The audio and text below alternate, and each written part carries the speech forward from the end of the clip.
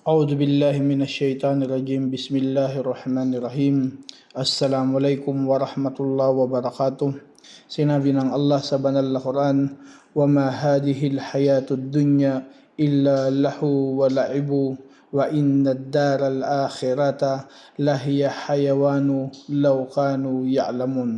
Sinabi ng Allah sa banal na Quran, at hindi ang buhay sa mundong ito bukod sa isang libangan at laro. Katiyakan ang tahanan ng kabilang buhay ay ang tunay na pamumuhay kung nalalaman lamang dati nila. Kaya mga kapatid sa panampalataya na ang aya na ito ay pinapabatid sa atin ng Allah subhanahu wa ta'ala na ang buhay dito sa mundo ay libangan lang at laro. Na kung ang laro na ito ay itong iyong pag-iinamin, siseryosohin mo, paghahandaan, ikaw ay magtatagumpay. Paghahanda tungo sa kabilang buhay, laro na paghahandaan tungo sa kabilang buhay, pagsunod sa Allah subhanahu wa ta'ala. Kaya alam natin na ang laro ng buhay ay kinakailangan natin itong seryosohin, at kaya ang laro ng buhay ay hindi dapat laruin ng walang kaalaman at patakaran. Nalalaruin natin ito na mayroong paghahanda. Aalamin natin ang batas ng laro ng buhay dahil humahantong ito sa kasiyahan o kalungkutan. Na makita natin, akala ng ibang tao ang buhay ay isang laro.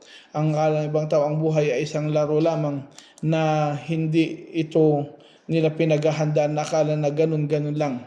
Na akala ng ibang tao ang buhay ay isang labanan.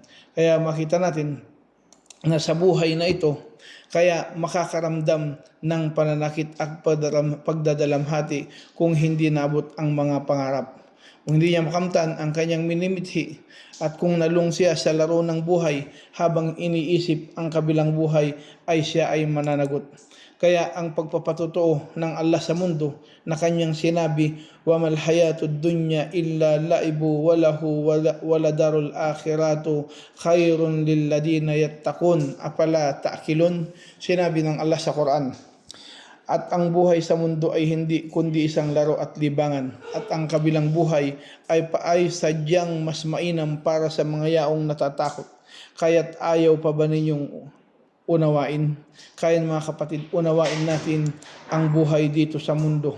Ang laro ng buhay ay kabilang sa ating pamumuhay sa mundong ito at hindi bilang kabuuan ng buhay. Laro na nasa patnubay ng Allah, pagsunod sa Allah, na panghawakan natin ang ating relihiyong Islam. Kaya sinabi ng Allah sa Quran, ihbita minha jami'an ba'dukum li ba'din adu fa imma ya'tiyannakum minni huda faman tabi'a huda faman ittaba'al huda fala yadillu wala yasqa. Na sinabi ng Allah, kanyang sinabi, magsibaba kayong dalawa doon na magkasama, dahil ang bawat isa sa inyo ay magkakaaway, saka meron talagang dadating sa inyo na ang gabay mula sa akin. Kaya ang sino mang magsisunod sa aking patnubay ay hindi maliligaw at hindi magdudusa. Patnubay ng Allah, pagsunod sa Allah, na kung saan ito ang Islam na patnubay ng Allah na pinagkaloob niya sa sangkatauhan, na makita natin na ang buhay natin dito sa mundo ay hindi tayo ganun lamang na nilikha na laro lamang. Kaya kung titingnan natin, sinabi ng Allah sa banal na Quran, apahasibtum annama khalaqnakum abasa wa annakum ilayna la turja'un. Kaya't akala ba ninyo na tanging nilikha namin kayo na laro-laro, at sa katunayan kayo sa amin ay hindi napababalikin? Kaya dapat nating tandaan, mga kapatid sa panampalataya, lahat tayo ay babalik sa Allah. Babalik tayo sa Allah subhanahu wa ta'ala. Lahat ng ginagawa natin, lahat dito sa mundo ay may katapusan. Kaya sinabi nga sa atin sa relihiyong Islam, kul shay'in ya'ti ajaluha. Kaya lahat ng bagay ay meron itong hangganan. Sa bawat laro na totoo ay merong pabuya dahil sa paglalaan ng oras at pagsasanay. So ganun din ang kabilang buhay. Kaya dapat nating malaman na kung saan sa laro ng buhay ay minithiin natin ang dalawa na ito upang magpakasaya tayo at saka manalo sa kabilang buhay. Pagpapakasaya na kung saan ito yung hayatan tayyiba, mainam na pamumuhay, na kung saan sumusunod tayo sa kaluguran ng Allah. Sumusunod tayo sa kautusan ng Allah, sa pamaraanan ng propeta, na hindi tayo mga bata na naglalaro para mag-aksaya ng oras at para lumago sa karanasan at kaalaman. So ito ang sinabi ng Allah sa Quran. Sinabi ng Allah patungkol sa landas ng Allah subhanahu wa ta'ala, man amila salihan min dakarin aw unta wa huwa mu'minun palanahyannahu hayatan tayyiban wa walanajyannahum bi ajrahum bi ahsani ma kanu ya'malun. Kaya ito mga kapatid sa panampalataya, ang sino mang gumawa ng kabutihan mula sa lalaki o sa babae habang na siya ay nananampalataya, kung gayon ay ipapabuhay talaga namin siya sa napakabuting pamumuhay at sadyang gagantimpala namin sila ng kanilang pabuya na ayon sa pinakamainam na dati nilang nagawa. Kaya mga kapatid, pagsisikap sa mundo na ginawa na pinagtuunan ng pansin,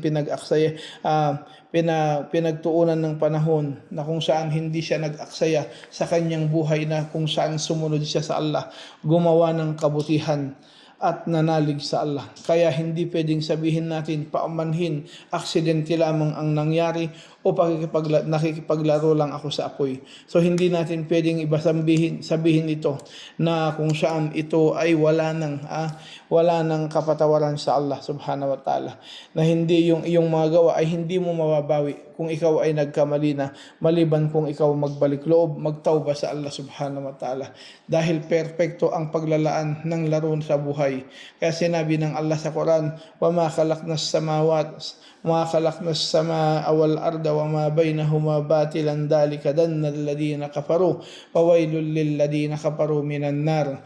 At hindi namin nilikha ang langit at lupa at ang anumang nasa pagitan ng dalawang ito na walang saysay, iyon ay palagay ng mga tumatakwil, kaya't kasawian para sa mga yaong nagtakwil na mula sa apoy. Kaya mga kapatid sa panampalataya, na dito natin makikita na kung saan na dito pinabatid sa atin ng Allah subhanahu wa ta'ala na ang buhay natin dito sa mundo, na kung saan buhay kung paano itinanim at iyon din ang aanihin. Kung ano ang pinagsikapan ng tao dito sa mundo, na kung saan pinagtuunan niya ng pansin, pinagtuunan niya ng oras, na yun din ang kanyang aanihin, kung ano yung resulta ng kanyang ginawa. Kung anong ginawa ng tao mula sa salita o sa gawa, babalik rin sa kanya kung ano ang kanyang ibinigay, ganon din ang kanyang matatanggap. Kaya mga kapatid sa panampalataya, paglagay ng paniniwala sa laro para magtagumpay. Sinabi ng Allah sa Quran, innamal hayatud dunya laibu wa lahwa wa inna tu'minu wa tattaqu yu'tikum ujurakum wa la yas'alukum amwalakum. Sinabi ng Allah sa Quran, ang buhay sa mundo ay tanging laro at libangan lamang, at kung naniniwala kayo at natatakot ay bibigyan niya kayo ng inyong mga gantimpala at hindi niya kayo hihingian sa inyong mga kayamanan. Kaya ang mga kapatid sa panampalataya, paniniwala at takot sa Diyos ang gagamitin para sa agos ng laro ng buhay. Laro ng buhay na kung saan na tayo nalilibang, na kung saan sumusunod tayo sa agos ng buhay, na kinakailangan ang buhay ay naiyaayon sa mga kautusan ng Allah. Ang buhay ay isang laro na may mga nakapirming tuntunin, kaya ang sino mang naglalaro nito ng tama at susunod sa mga tuntunin ay matatagpuan sa huli at makakamit ang lahat ng mga hangarin. At makakamit ang pinakamataas na hangarin para sa kanyang sarili. Sa kanyang sarili, mga minimithi sa kanyang buhay na ipagkakalob ito ng Allah. Na kung saan ipagkakalob ng Allah subhanahu wa ta'ala, basta huwag magpalulong sa laro ng buhay. Sinabi ng Allah sa Quran, i'lamu annamal hayatud dunya laibu wa lahu wa zinatu wa tafakaru bainakum wa takataru fil amwali wal aulad. Kamatalin gaysin a'jabal kuffara nabatuhu thumma yahidu patarahu musfarra thumma yakunu hutama wa fil akhirati adabun syadidun wa magfiratun minallah wa mal hayatud dunya illa mata'ul gurur. Sabi ng Allah sa Quran, alamin ninyo ang buhay. Ang buhay sa mundo ay tanging laro at libangan at palamuti at pagyayabangan sa inyo. sa inyong pagitan at pagpaparami ng mga yaman at mga anak, kagaya ng isang ulan na pinamangha ang mga mambubukid sa kanilang mga halamanan at pagkatapos ay natuyo, at saka makikita mo itong naninilaw at pagkaraan ay maging dayami, at sa kabilang buhay ay merong kaparusahang napakahigpit at kapatawaran na mula kay Allah at kaluguran. At ano ang buhay sa mundo bukod sa isang kasiyahang mapanlinlang? Mapanlinlang, nalilinlangin ang tao para makalimot. Palilinlangin ang tao para hindi sumunod. Lilinlangin ang tao para sumoy sa Allah subhanahu wa ta'ala. Kaya mga kapatid sa pananampalatayang Islam, na dapat nating malaman na ang buhay sa mundo, na ito'y binanggit ng Allah na isang laro. Kung ang tao ay magpapadala sa agos nito.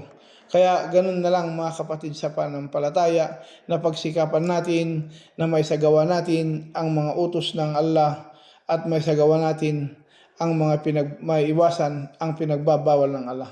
Utos ng Allah na makipagpaligsahan. Sinabi ng Allah, magpaligsahan sa kabutihan. Sinabi ng Allah sa Quran, sabi ko, ila magpiratin min rabbikum wa jannatin arduha ka'ardis samai wal ard uiddat lilladina amanu billahi wa rasulihi dalika fadlullahi yu'tihi man yasha wallahu dhul fadlil adim. Sinabi ng Allah sa Quran, magunahan kayo tungo sa kapatawaran na mula sa inyong Panginoon, at sa paraiso na ang kasing lawak nito ay kagaya ng langit at lupa na ihinanda para sa mga yaong naniniwala sa Allah at sa kanyang mga mensahero. Iyon ang makabutihang loob ng Allah na kanyang ibinigay sa sino mang kanyang nanaisin, at ang Allah ang may-ari ng napakatinding biyaya. Biyaya ng Allah subhanahu wa ta'ala, paraiso ng Allah subhanahu wa ta'ala, na inutos sa atin ng Allah na magunahan tayo sa kabutihan. Magunahan sa paggawa ng kabutihan na sinabi ng Allah sa Quran, wasari'u ila magpiratin min rabbikum wa jannatin arduhas samawati wal ardu uiddat lil muttaqin. Magunahan kayo tungo sa kapatawaran na mula sa inyong Panginoon, at sa paraiso na ang kasing lawak nito ay kagaya ng malangalangit at lupa na ihinanda para sa mga matatakutin. Pagkatakot sa Allah subhanahu wa ta'ala, dahilan para maisagawa ang kanyang kautusan. Pagkatakot sa Allah subhanahu wa ta'ala, para maiwasan ang kanyang mga pinagbabawal. Itong mga dahilan na ito, na dahilan ko para kalugdan ng Allah ang alipin, na kung siya ay gagawa, susunod at magpapakumbaba, magpasakop sa Allah subhanahu wa ta'ala. Kaya yun mga kapatid sa pananampalataya, kaya merong mga palatuntunan ang laro ng buhay, na una dito, marunong tumanggap ng pananagutan at responsibilidad. Ikalawa, maghangad ng kanyang gawin ang mga ipinapagawa ng Allah. Ikatlo, gayon din ang pag-akala sa kay Allah, mga kabutihan. Ikaapat, na kung saan hangarin lagi ang landas ni Allah at ang kanyang kaluguran. Na panglimang paluntunan sa laro ng buhay, layuan ang mga ikinagagalit ng Allah subhanahu wa ta'ala, at isagawa natin ang kanyang ikasisiya, na dito malugod ang Allah sa isang alipin. Kaya sa laro ng buhay ay huwag magpasagabal kay Satanas. Paida qara'atal Qur'ana fasta'id billah minash shaitanir rajim. Kaya't kapag nagbasa ka ng Quran ay magpakupkup sa Allah laban sa sinumpang Satanas. Kaya mga kapatid sa pananampalataya, laro ng buhay na ating tinatahak, na inshallah subhanahu wa ta'ala nakalugdan tayo ng Allah dito sa mundo at saka sa kabilang buhay. Gabayan niya tayo, at huwag tayong parusahan sa libingan, at hindi tayo parusahan sa naglalagablab na apoy ng impyerno. Papasukin tayo sa pinakamataas na landas ng paraiso ng Allah subhanahu wa ta'ala, na inshallah subhanahu wa ta'ala lagi tayong magpakupkup sa Allah laban sa isinumpang Satanas. Maging matatag tayo sa pagsunod at pagdakila sa nag-iisang Diyos na si Allah subhanahu wa ta'ala. Assalamualaikum warahmatullahi wabarakatuh.